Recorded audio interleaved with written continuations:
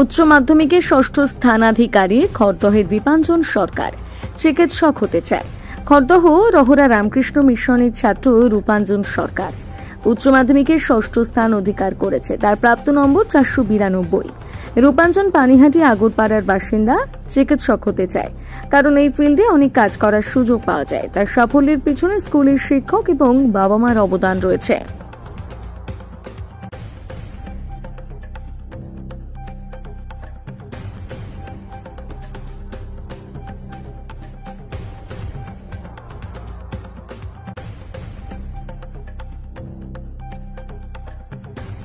ছেলের এই খবরটা পেয়ে কিরকম লাগলো?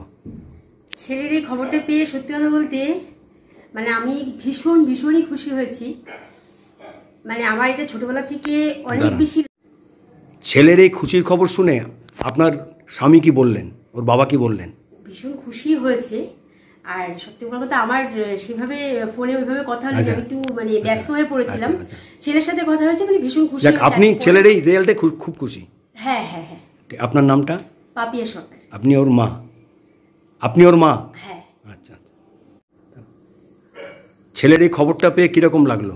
ছেলের এই খবরটা পেয়ে প্রথমে আমি ভীষণ মানে কি বলবো, মানে একটু মানে আশ্চর্য হয়ে যাওয়ার মতনই হয়েছিল।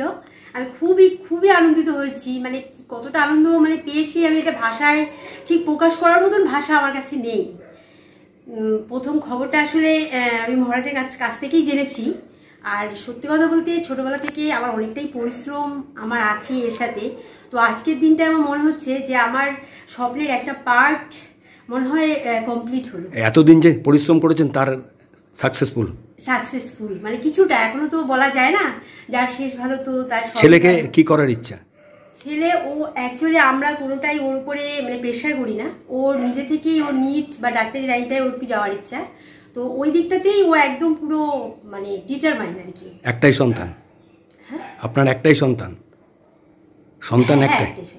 স্বামী কি করেন আপনার? স্বামী হচ্ছে মানে ওর অ্যাকচুয়ালি পিএফ কনসালটেন্সি আর কি, মানে কনসালট্যান্ট বলতে পারেন। উনি শোনার পর কি বললেন? উনি শোনার পর অ্যাকচুয়ালি আমি তো আসলে সেভাবে তৈরি ছিলাম না। মহারাজ হঠাৎ করেই ফোন করে জানালেন যে এক্ষুনি রেডি সেডি হয়ে চলে। না, ওনার প্রতিক্রিয়া আপনার হাজবেন্ডের ছেলের যে রেজাল্ট হলো, হাজবেন্ডের কি প্রতিক্রিয়া? তাতে মানে না তাতে হচ্ছে একটু বন্ধু। আজকে তো উচ্চ মাধ্যমিকের রেজাল্ট বেরোলো, তুমি কি আশা করেছিলে এই রেজাল্ট হবে? ভালো আশা করেছিলাম 480 প্লাস হবে, কিন্তু মানে এতটা ভালো আশা করিনি। হ্যাঁ, এতটা ভালো আশা করিনি। আশা করোনি? কোত্থেকে জানলে এটা? প্রথম তো আমি তখন একটুখানি মানে স্নানে গিয়েছিলাম, তখন আমি জানতে পারিনি। তারপর স্কুলে মহারাজ ফোন করে জানালেন যে 6th হয়েছে, স্কুলে এসো।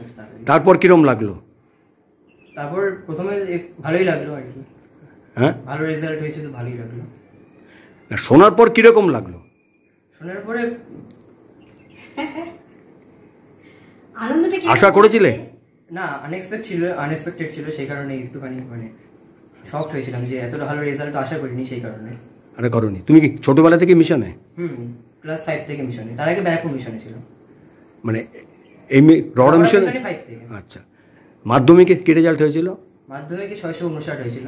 মাধ্যমিকে আসলে অ্যাকচুয়ালি নাম্বারটা এতটা খারাপ আশা করিনি, আর অনেকটাই ভালো আশা করেছিলাম। তা সে আমাদের মানে মনোভূত হয়নি, সেই জন্য এবারে সত্যি কথা বলতে সে কিচ্ছু ভাবিনি।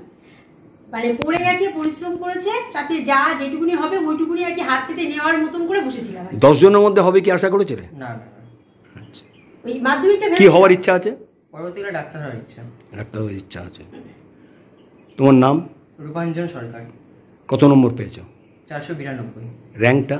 6th।